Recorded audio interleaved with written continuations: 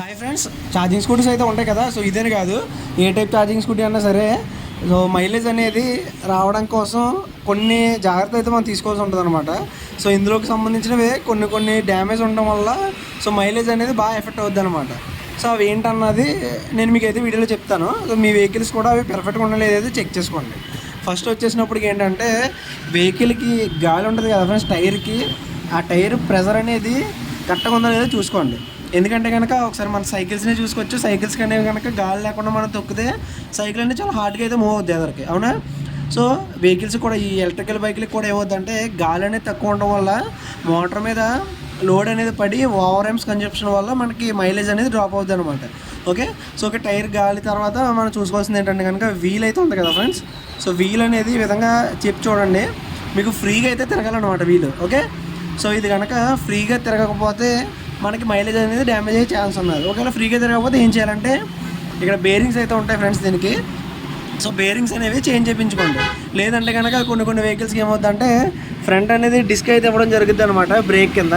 So disc అనేది ఏమవుతుందంటే pad complaint వల్ల, అదేవిధంగా పంప్ కంప్లైంట్ వల్ల టైర్ అయితే ఆ పంపు అనేది ఈ విధంగా పట్టేసుకునేది ఉండిపోద్ది అనమాట. అంటే డిస్క్ బ్రేక్ వేయకుండానే మనకి టైర్ అనేది చాలా హార్డ్గా అయితే మూవ్ అవుద్ది.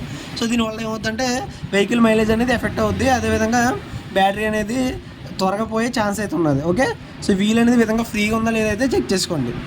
నెక్స్ట్ వచ్చేసినప్పటికి వీల్ ఫ్రీగా తిరిగినా సరే వీల్ అనేది మీరు ఈ విధంగా పట్టుకొని లెఫ్ట్ అండ్ రైట్గా ఊపితే కనుక షేక్ అయితే ఉండకూడదు అనమాట. ఓకే, సో షేక్ ఉంటే కనుక మనకి మైలేజ్ అనేది డ్యామేజ్ అవుతుంది. ఎందువల్ల అంటే కనుక ఇక్కడ ఈ హబ్ స్లీవ్ ఏదైతే ఉన్నదో సో స్లీవ్ అయినా కొట్టి ఉండాలి. అదేవిధంగా బేరింగ్ అనేది పోయినా ఈ విధంగా ప్లే అయితే ఉంటుంది అనమాట. ఓకే, సో ప్లే అయితే చేయించుకోండి ప్లే లేకుండా.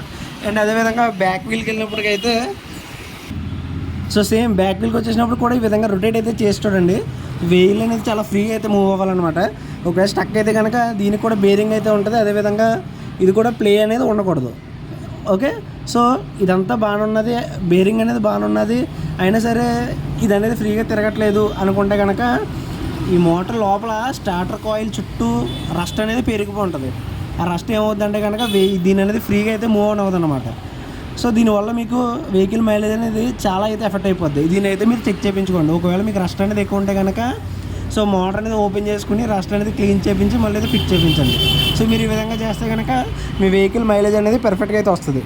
సో వీడియో నచ్చితే కనుక లైక్ చేయండి, షేర్ చేయండి. మరిన్ని టిప్స్ కోసం మన ఛానల్ అయితే సబ్స్క్రైబ్ చేసుకోవడం మర్చిపోకండి. మన ఛానల్లో ఎలక్ట్రికల్ స్కూటీకి సంబంధించి వీడియోస్ అయితే డైలీ అయితే అప్లోడ్ అవుతుంటాయి అన్నమాట.